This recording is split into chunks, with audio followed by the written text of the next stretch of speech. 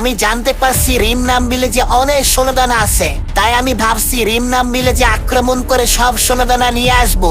তোমাদের কাছে টাকা আছে, তোমরা আরো বেশি সৈন্য রেডি করো। কারণ তোমাদের মতো শক্তিশালী এই বারমুডা ম্যাপের মধ্যে আর কোথাও নাই। ঠিক আছে মহারাজ, আমরা আপনার সাথে আছি। মহারাজ দিবস, আমি আপনাকে সোজাসুজি বলতাছি, আপনি যদি এই ক্রিমিনালদের হাত ছেড়ে দেন তাহলে আমি আপনার সাথে মিলতে রাজি আছি। কি হতে যাচ্ছে কিংস অফ বারমুডা পর্বের মধ্যে জানতে চাইলে শেষ পর্যন্ত ভিডিওটা দেখতে থাকুন। বলো মন্ত্রী, তুমি আমার জন্য কি খবর নিয়ে এসছো, তাড়াতাড়ি বলো। মহারাজ, আপনার জন্য অনেক খুশির খবর নিয়ে আসছি।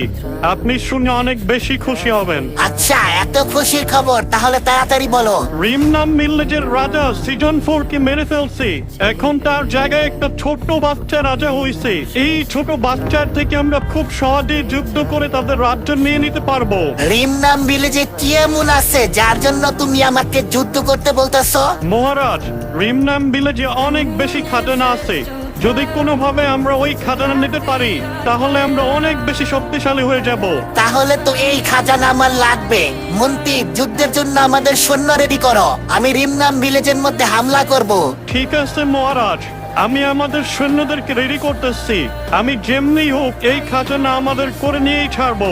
এইদিকে দিবস মহারাজ তার চাচা ও তার সৈন্যদের নিয়ে একটি জায়গায় যায়। এই দেখো চাচা, আমরা এসে পড়ছি যেখানে আমাদের আসার কথা ছিল।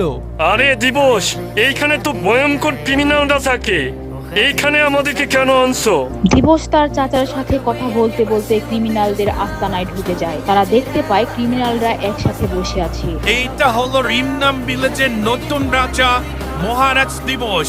আচ্ছা, তুমি সেই রাজা যে তার চাচাকে মেরে ফেলছে? ও আমার বাবাকে মারছে, আমি আমার বাবার মৃত্যুর প্রতিশোধ নিছি। আচ্ছা, তোমার কি ভয় লাগে না যে তুমি আমার সামনে আসছো? এই বারমুডা শহরের সব রাজা আমাকে ভয় পায়। আমি এইখানে তোমাদের ভালোর জন্যই আসছি, আমাদের সাথে মিলে যাও। তোমাদের সাথে মিলে আমাদের কি হবে? সব কিছু পাইবা। আমাদের রিমনাম ভিলেজের মধ্যে স্বর্ণ আছে, আমরা তোমাদেরকে দিব। তোমরা শুধু আমাদের সাথে মিলে যাও। আচ্ছা, এত কিছু আমাদের কেন দিবে? তোমাদের কাছে টাকা আছে, তোমরা আরো বেশি সৈন্য রেডি করো। কারণ তোমাদের মতো শক্তিশালী এই বারমুডা ম্যাপের মধ্যে আর কোথাও নাই। ঠিক আছে মহারাজ, আমরা আপনার সাথে আছি। যুদ্ধের সময় আমরা আপনার সাথে থাকবো। অন্যদিকে ক্লক টাওয়ারের রাজা হিপ হপ তার সৈন্যদেরকে যুদ্ধের জন্য রেডি করতেছে। সৈন্যরা, আজকে রাত সাকুরার জন্য শেষ রাত হবে। আমরা কালকে সকালে পিকে আক্রমণ করব। এইদিকে আরিফিন ও ইয়াসিন দুইজন মিলে চুরি করতে গ্র্যাভিয়ার্ডে যাচ্ছিল। আমাকে একটা কথা বলো বন্ধু, আমরা কই যেতেছি? সেই তখন থেকে হাঁটতেছি। আরে আমরা গ্রেভিয়ার্ডে যেতেছি, এই তো চলে আসছি। আরে কি বলতেছ? আমরা ওইখানে কেন যেতেছি? তুই জানোস না ওইখানে শয়তানরা থাকে? তোর না বলছিলাম ওইখানে শয়তান থাকে? মানুষ মজা করে এগুলা বলে যাতে কেউ ওইখানে না যায়। আর আমি জানতে পারছি ওইখানে অনেকগুলো সোনাদানা আছে। তাও যদি ওইখানে শয়তান থাকে তাহলে আমাদের কি হবে? আরে আমি বলতেছি না এখানে কিছু হবে না। এই দেখ, আমরা বলতে বলতে গ্রেভিয়ার্ডে চলে আসছি। চল ভিতরে গিয়ে দেখি কোনো স্বর্ণগণ আছে নাকি। আরে ইয়াসিন, কই যেতেছ? ইয়াসিন আরিফিনের কোনো কথা না শুনে গ্র্যাভিয়ার্ডের ভিতরে চলে যায়। ওইখানে গিয়ে সে দেখতে পায় কয়েকটা শয়তান বসে আছে। আরিফিন ইয়াসিনের পিছু নিতে নিতে ওইখানে চলে আসে। আরিফিন শয়তানদের দেখতে পেয়ে আগেই পালিয়ে যায়, কিন্তু ইয়াসিনকে শয়তানরা ধরে ফেলে এবং মেরে ফেলে। অন্যদিকে রিমনাম ভিলেজে দেখা যায় দিবস ক্রিমিনালদের নিয়ে রাজসভায় বসেছে। কি মনে হইতাছে চাচা, অন্য কোনো রাজ্য থেকে আমাদের উপর হামলা হবে? হ্যাঁ, আক্রমণ করতে পারে। তুমি ভালো করছো ক্রিমিনালদের সাথে আমাদের হাত মিলাইয়া। মহারাজ দিবস, আপনি এখানে কি করতে চাচ্ছেন? নাকি আমাদেরকে সারাদিন এখানে বসায় রাখবেন? আমি ভাবতাছি আমাদের অন্য কোনো রাজ্যের সাথে ভালো সম্পর্ক করতে হবে। আচ্ছা ঠিক আছে, তাহলে বলেন কার সাথে সম্পর্ক বানাবেন, আমরাও আপনার সাথে যাব। আমি ভাবতাছি পিক থেকে শুরু করি। মহারাজ সাকুরার সাথে কথা বলতে হবে। না দিবস, সাকুরা মহারাজের সাথে আমাদের রিমনাম ভিলেজের আগের রাজার সাথে ভালো সম্পর্ক ছিল, এজন্য আমরা সাকুরার সাথে মিলবো না। আপনার চাচা ঠিক বলছে। আমি কিছুদিন আগে সাকুরার একটা স্বর্ণের গাড়ি ডাকাতি করছি। আচ্ছা চাচা, আপনি বলেন আমাদের কোন রাজ্যের সাথে ভালো সম্পর্ক করব? দিবস, আমাদের প্রয়োজন শিপইয়ার্ডের রাজার সাথে মিলে যাওয়া, এতে করে আমাদের অনেক ভালো হবে। ঠিক আছে চাচা, আমাদের ওইখানে যাওয়ার প্রস্তুতি নেন। অন্যদিকে ট্রিপল আর তার সৈন্যদেরকে নিয়ে ক্যাপটাউনে বসেছিল।